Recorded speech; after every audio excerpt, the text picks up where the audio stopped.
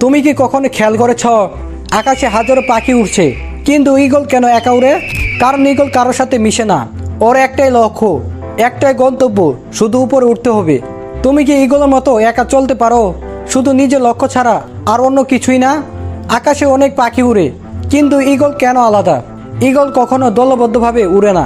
পৃথিবীতে শুধু একটাই প্রাণী আছে যাকে দেখে মানুষ শিখতে পারে, সাহসী হতে পারে, একা লড়াই করতে পারে, আর সে হলো ঈগল।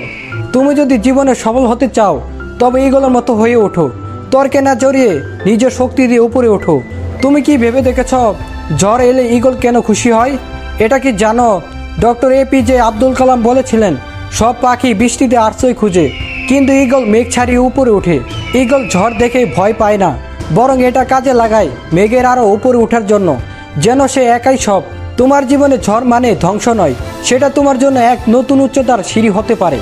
এতে তুমি মনের মধ্যে নিজের শক্তি উপলব্ধি করবে, তোমার কাজের প্রতি ফোকাস বাড়বে। তোমাকে একটা উদাহরণস্বরূপ গল্প বলি। তোমাদের এই 16 থেকে 25 বছরে অনেকেই রিলেশনশিপে রয়েছ, হয়তো অনেকে ছেলে, কিন্তু কোনো একটা কারণে এখন আর নেই। সেটা হতে পারে টাকা, গাড়ি, বাড়ি অথবা অন্য কোনো স্ট্যাটাস। এজন্য তুমি হয়তো ভাবছো আমার দ্বারা কিছুই হবে না, আমি কোনো কিছুরই যোগ্য না। না বন্ধু, তুমি ভুল ভাবছো।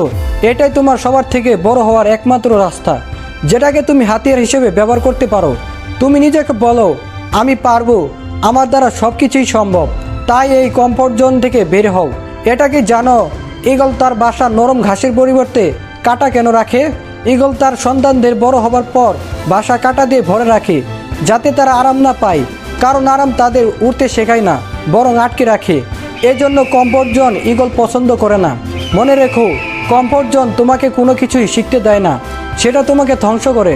বড় হতে হলে কষ্টকে আপন করতে শিখতে হবে। তুমি হয়তো জানো 40 বছর বয়সে ঈগলের পাখা ভারী হয়, নখ দুর্বল হয়, ঠোঁট বাঁকানো হয়ে যায়। কিন্তু এটা কি জানো সে পাহাড়ে গিয়ে নিজের ঠোঁট নিজে ভেঙে ফেলে, নখ ও পালক খুলে ফেলে, আর এর অনেকদিন ধৈর্যের পর সব কিছুই স্বাভাবিক হয়। এই প্রক্রিয়া খুব কষ্টকর, কিন্তু এটাই তাকে আরও 30 বছর বাঁচতে সাহায্য করে।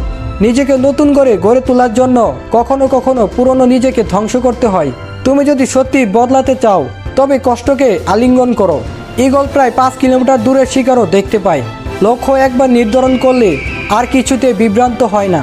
ঠিক একইভাবে তুমি যদি তোমার জীবনের লক্ষ্য ঠিকভাবে নির্ধারণ করো তবে কোনো বাধাই তোমাকে থামাতে পারবে না।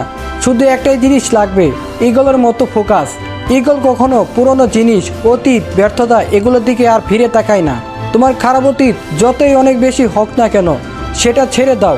তুমি অতীত নও, তুমি আজকের মানুষ। তাই ভবিষ্যতের দিকে হাঁটো। যে অতীত নিয়ে পড়ে থাকে সে কখনো উপরে উঠতে পারে না। ছোট মনোভাব থেকে নিজেকে দূরে রাখো।